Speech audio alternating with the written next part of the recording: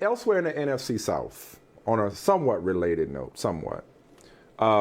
Calvin Ridley, who missed the London game against the Jets for personal reasons, came back and then yesterday announced that he was stepping away from football for personal reasons.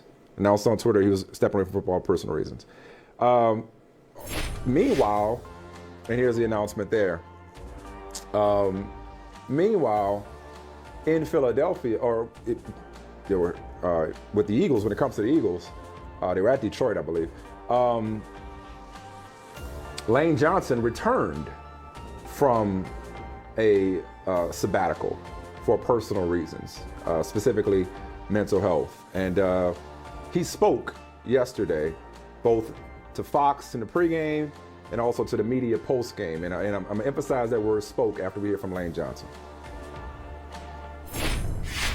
So basically what hindered me from going was I'm on a medication, an SSRI, and had really bad withdrawal symptoms. So and that's really something, football wasn't even a question at the time. It was something that I felt even before the season. Some of the stuff I was feeling, and I didn't really told a few close friends, but really kept it bottled up because I felt ashamed of it. I felt like it was a crutch. But coming back, the support I've had from the team, from my friends, from my family, I couldn't ask for nothing better. And getting out here and playing football again is, you're reminded how lucky you are to be in the position that you are. And so taking it day by day. I went from a very,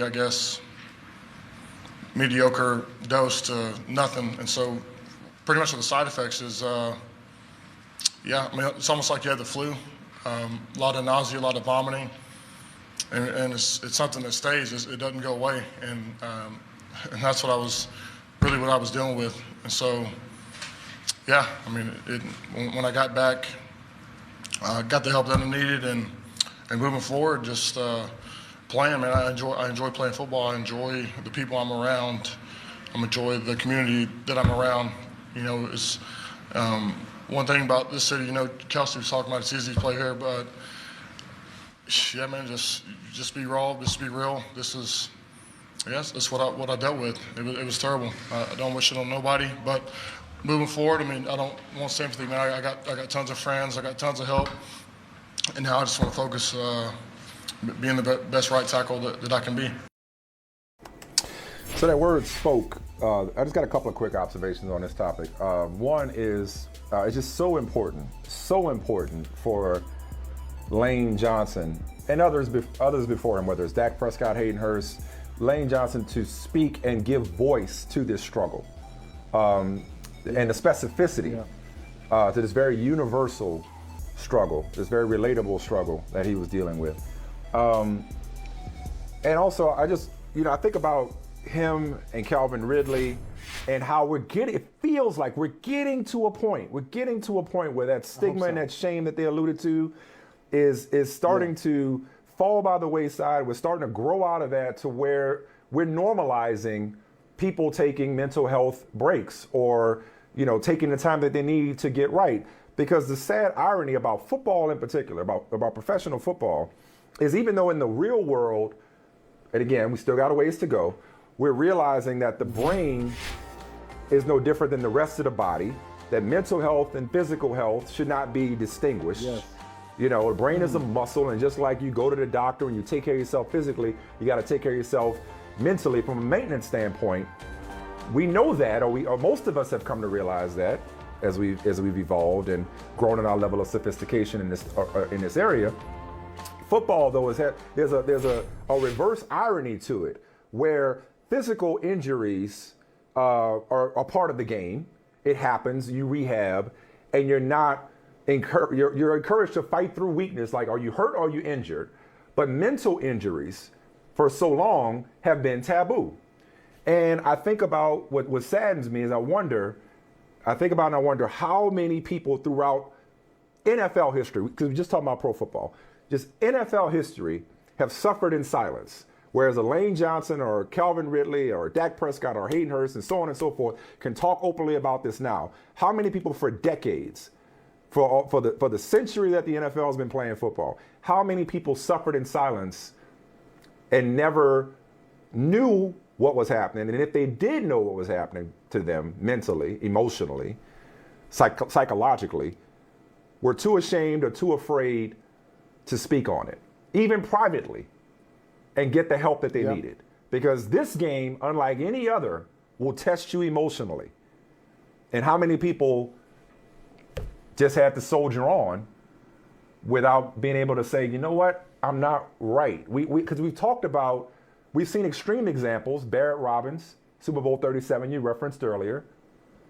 And we've seen people struggle with depression and struggle mentally when their career is over. But the physical, mental, and emotional toll that this game takes on people, we haven't even scratched the surface of quantifying and qualifying that.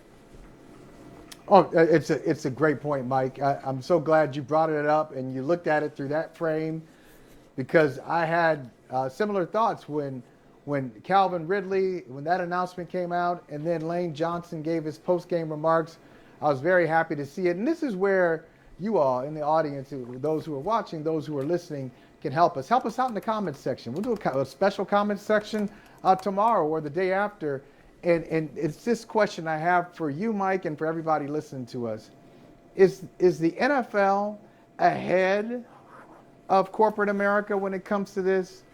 Or is the NFL behind corporate America, talking about mental health openly and having people in charge? Because that's really who we're talking about, right? People in charge who understand it, because some of your peers may understand what you're going through. They may be going through the same thing, but you work for a corporation or you work for a specific individual who just doesn't value it, doesn't understand it, unwilling or unable to learn more about it, unable to educate themselves about it. And so it makes it very difficult.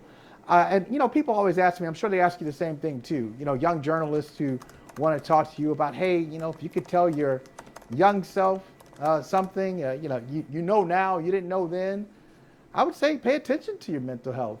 And maybe not ask questions in an interview setting because you just don't know who you're dealing with.